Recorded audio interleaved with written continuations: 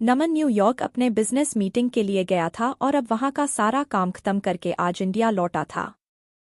नमन Mumbai airport पर इंतजार कर रहा था अपने ड्राइवर का, क्योंकि उसके ड्राइवर ने बोला था कि वो एयरपोर्ट पिक करने के लिए आने वाला है। काफी टाइम हो गया था लेकिन वो नहीं आया और ना ही उसका कॉल लग रहा था। कुछ देर बाद नमन का फोन भी स्विच ऑफ हो गया क्योंकि चार्ज नहीं था।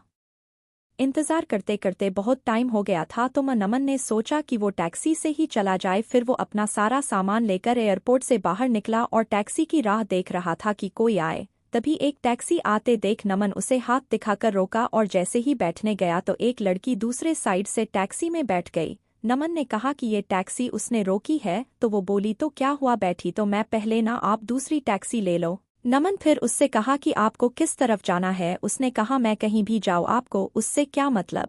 उसका ये सब सुन के नमन को थोड़ा गुस्सा आने लगा। एक तो मैं कब से इंतजार कर रहा हूँ, ड्राइवर नहीं आया मेरा और ये इधर मुझसे बहस कर रही है।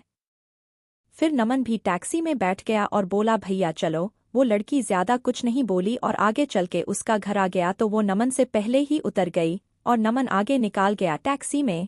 फिर जब नमन को प्यास लगा तो वो पानी पीने के लिए पीछे वाले सीट से पानी की बोतल लेने गया तो देखा उधर एक छोटा सा हैंड पर्स था जिसमें एक पैन कार्ड, आधार कार्ड और एक छोटी सी डायरी थी। वो पर्स उस लड़की का था। नमन ने ड्राइवर को बोला कि देखो ये उस लड़की का पर्स इधर छूट गया है, तुम इससे पुलिस स्टेशन में जाके जमा कर देना। फिर वो ड्राइवर बोलने लगा कि नहीं साहब, मैं नहीं पढ़ना चाहता, ये पुलिस के चक्कर में वो 10 सवाल पूछते हैं, बार बार पुलिस स्टेशन बुलाते हैं। मैं ठहरा एक ड्राइवर, दिन भर गाड़ी चला के कुछ पैसे कमाता हूँ, अगर पुलिस स्टेशन के ही चक्कर काटते रह गया तो खाऊंगा क्या। साहब ये काम आप ही कर दो, आप पुलिस स्टेशन जाके जमा कर देना। फिर नमन ने सोचा ठीक है, मैं एक जिम्मेदार नागरिक होने के कारण ये तो कर ही सकता हूँ। और फिर नमन का घर आ गया। नमन ड्राइवर को उसका भाड़ा देकर उतर गया। नमन के घर में नमन अलावा उसके मम्मी पापा रहते हैं। नमन उनसे मिला, उनका हाल चाल लिया और पूछा कि ड्राइवर आया क्यों नहीं एयरपोर्ट पर मुझे लेने। तो माँ ने बताया कि रास्ते में गाड़ी खराब हो गई तो उसने तुम्हें कॉल किया लेकिन तुम्हारा फोन ऑफ था तो उसने घर पर कॉल करके बताया कि वो गाड़ी ठीक करवाने के लिए जा रहा है। नमन ने कहा ठीक है और अपने कमरे में चला गया आराम करने। जब नमन शाम को सोकर उठा तो अपना कमरा ठीक करने में जुट गया जो कि बहुत बिखरा हुआ था। तभी नमन को वो उस लड़की का पर्स दिखा जो उससे गाड़ी में मिला था। नमन ने उसे खोला तो उसमें डायरी था, उसे निकाल के देखा, उसमें कुछ फोन नंबर लिखे हुए थे। उसमें एक नाम था नीतू। नमन ने उस नंबर पर कॉल किया और उससे बोला कि मुझे एक पर्स मिला गाड़ी में जिसमें ये डायरी है, उसमें तुम्हारा नाम है और एक पैन कार्ड और आधार कार्ड भी है। उसने पूछा कि आधार कार्ड पर नाम क्या है। नमन आधार कार्ड पर देखा और बोला अनिशा। तो सामने से वो लड़की बोली हाँ ये मेरी दोस्त का पर्स है, वो मुझे बोली थी कि उसका पर्स कहीं खो गया है, मैं उसे बता देती हूँ और आपका नंबर भी दे देती हूँ, वो आपको कॉल कर लेगी। नमन ने कहा ठीक है। थोड़ी देर बाद एक नंबर से कॉल आता है। फोन उठाते ही सामने से एक लड़की बोलती है मेरा पर्स आपके पास है। नमन ने कहा आप कौन। तो वो बोली वही जिसका पर्स आपके पास है, जिसमें मेरा कुछ बहुत जरूरी सामान है। नमन ने कहा हाँ मेरे पास है, तुम उसे टैक्सी में भूल गई थी। वो बोली हाँ, कल आप मुझे डेली कैफ में मिलकर उसे लौटा सकते हैं। मैंने कहा हाँ। वो थैंक यू बोलकर कॉल रख दी। अगले दिन नमन कैफे गया उसका पर्स लौटाने के लिए। नमन सही टाइम पर पहुंचा था लेकिन अनिशा लेट थी। नमन रुका था उसके लिए। कुछ देर बाद वो आई। आज वो बिल्कुल अलग ही लग रही थी कल से। उसके लंबे घने बाल थे जो खुले हुए थे। उसने सफेद और नीले रंग का सलवार कुर्ता पहना था, कनों में सुंदर से झुमके भी थे। नमन उसे बस देखता ही रह गया। वो धीरे धीरे नमन की तरफ चली जा रही थी। नमन का ध्यान ही नहीं था, वो बस उसे देखे जा रहा था। फिर वो बोली हेलो, ध्यान कहाँ है आपका, मैं कुछ पूछ रही हूँ। तो नमन जल्दी से उठ गया और बोला हाँ आओ, मैं तुम्हारा ही वेट कर रहा था। वो बोली हाँ सॉरी, मुझे थोड़ा लेट हो गया। नमन बोला कोई नहीं ठीक है। फिर नमन ने कहा कॉफी। वो बोली सॉरी अभी नहीं, मैं थोड़ी जल्दी में हूँ, आप मेरा पर्स दे दो, मुझे जाना है। नमन ने कहा हाँ दे दूंगा, थोड़ा बैठ के कुछ बात तो कर ही सकते हैं। वो बोली जरूर, लेकिन आज नहीं फिर कभी। मैंने कहा ठीक है, लेकिन याद रखना अपनी बात, अगली बार साथ में बैठ के कॉफी पीना पड़ेगा, फिर मत कहना आज भी जल्दी में हूँ। वो बोली हाँ ठीक है, अब मेरा पर्स दे दो। नमन ने उसका पर्स दे दिया और बोला मैं तुम्हें कॉल कर सकता हूँ ना अगली बार मिलने के लिए। वो बोली हाँ और चली गई। नमन कुछ देर वहां रुका और फिर ऑफिस चला गया। नमन पूरी रात अनीशा का बारे में ही सोचता रहा। नमन उसे भूल ही नहीं पा रहा था। नमन को उसकी एक एक बात याद आ रही थी। अगले दिन नमन के कुछ दोस्त मिले और वो उसे बोलने लगे कि चल आज पार्टी करते हैं, बहुत दिन हो गए हैं हम दोस्तों ने साथ में पार्टी नहीं किया है। नमन ने कहा ठीक है, सब चल रहे हैं तो मैं भी चलता हूँ। फिर वो 5 दोस्त एक क्लब में गए। सब वहाँ बहुत नाचे साथ में, फिर थोड़ा ड्रिंक भी किया। तभी नमन की नज़र एक लड़की पर गई जो लगातार बहुत ड्रिंक कर रही थी। नमन ने ध्यान से देखा तो वो और कोई नहीं अनीशा थी। आज वो बहुत ही अलग लग रही थी।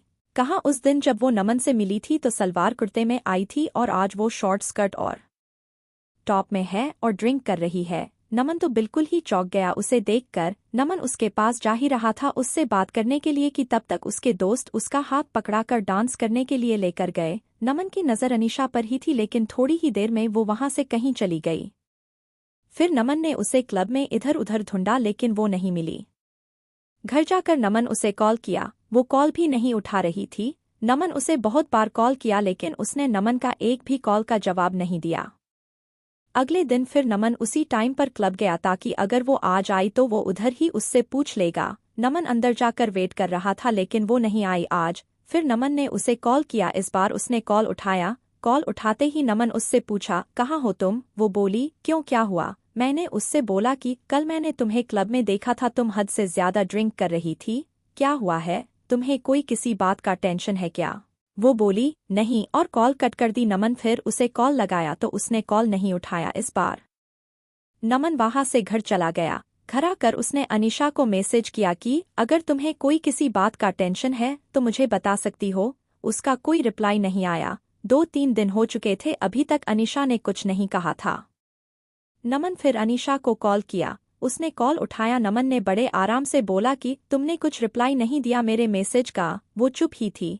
नमन ने फिर बोला ऐसे चुप नहीं रहो, कुछ बोलो, कुछ परेशानी हो तो बताओ, मैं तुम्हारी मदद कर सकता हूँ। फिर नमन ने कहा अच्छा चलो कल उसी कैफे में मिलो, तुम्हारा काफी बाकी है एक मुझ पे। वो हाँ ठीक है बोलकर कॉल रख दी।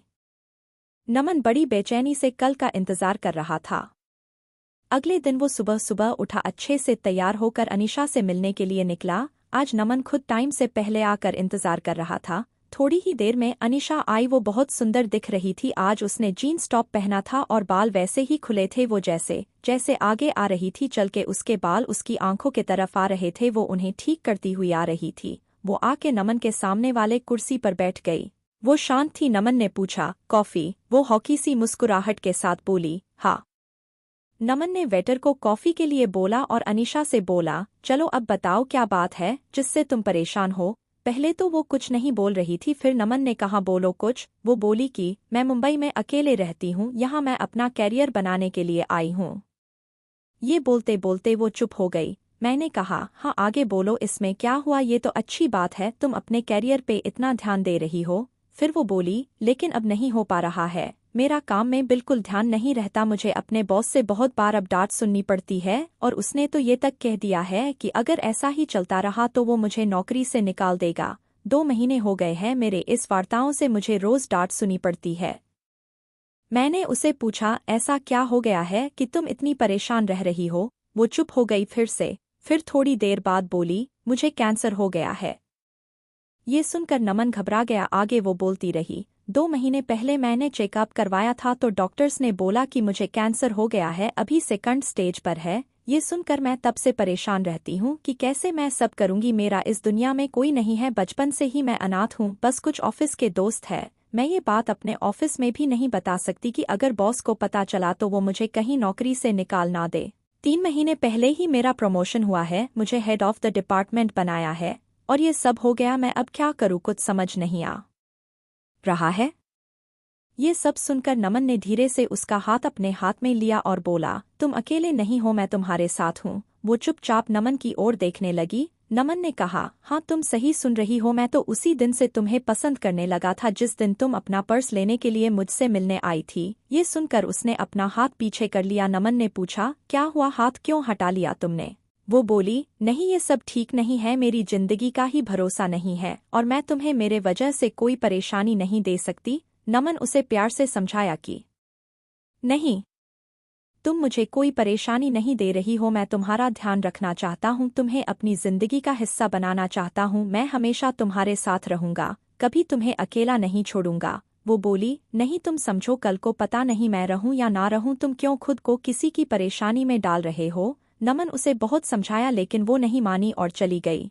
नमन उसके पीछे गया, उसका हाथ पकड़ के रोका और उससे कहा, तुम्हें कभी भी किसी की जरूरत हो तो मैं हमेशा तुम्हारे साथ रहूंगा। और फिर अनीशा चली गई। नमन उसे रोज उसका हाल पूछता था, वो डॉक्टर के पास चेकअप के लिए गई कि नहीं, टाइम पर सब दवाइयां ले रही है कि नहीं।